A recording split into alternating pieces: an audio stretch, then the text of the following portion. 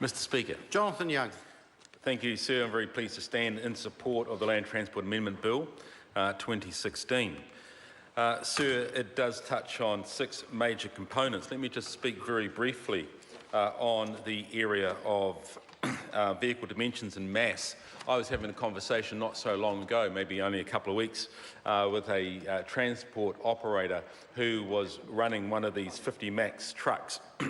The sort of vehicle that the previous speaker was saying is dangerous on our roads. And they have an extra axle. They are new technology trucks. They carry a load that is heavier than what was a standard 44-tonne. And his comment to me was, instead of having to do 4 loads or 4 trips with this vehicle, they could bring it right down to 3. And so it took a journey of that truck from Taranaki to the Waikato, it took it out. And so there's one less truck on the road. And the other thing that he said to me, was that because of the heavier load that they were able to carry, the truck actually felt safer on the road. And so I would agree with that, because I went for a ride in a ute without a load on the back, and I said to the person who gave me his ute for the weekend, it's very bouncy. And he said, yeah, but wait till you get a load on it and it feels safe like a car.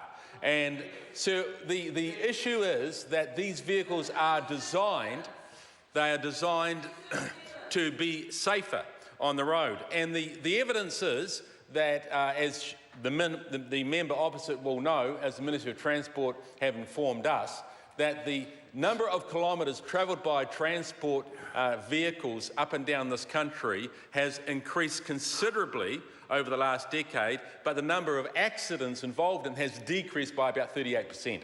And that is because of better technology, better roads, better vehicles, and just the way that they travel. So what this bill is doing is addressing technology advancements in the transport sector by and large. And here, sir, in the area of transportation, what we see is not just enabling different dimensions, sir, but also when we do that, we create better productivity for our companies. And that's very important, because these are the companies that are employing New Zealanders out there. If they can have better productivity, and if they can shift and move freight in a better way and a cheaper way, then not only the consumer but the producers are winners in all of this. And this is a good thing for New Zealand. So I want to just touch on the other area. There are a number of areas, but I want to touch on the mandatory alcohol interlocks. And this is a very important part of this bill. You might ask the question, how many injuries and deaths are caused by drink drivers every year? Well, drink driving contributes significantly to vehicle crashes in New Zealand. It causes an average of 77 road deaths, of 436 serious injuries, and 1,252 minor injuries each year. So this is a devastating effect on the people of New Zealand. On average, over the last over the last 5 years, the social costs associated with drink driving averages over $700 million per year, affecting our communities. And so having mandatory alcohol interlocks is going to be a very important step forward using technology, and particularly 2 areas of people who are convicted. First offenders who are 3.2 times the current blood alcohol limit of 50 milligrams, or 3.2 times the current breath alcohol limit of 250 micrograms.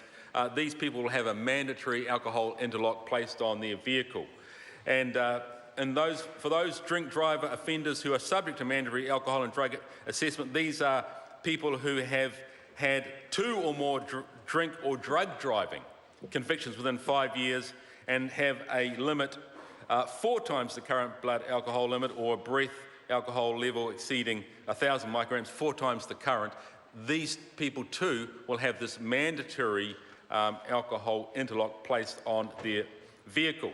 And so what this does, an alcohol interlock, is a breath testing device that's wired into the vehicle, into its starting system. And before the vehicle can start, the driver must blow into the device.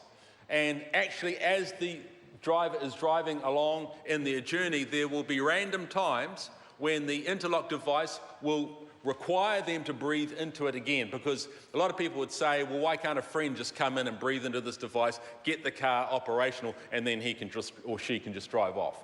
And so this is a very good system that is going to, I think, bring some great changes to our road stats.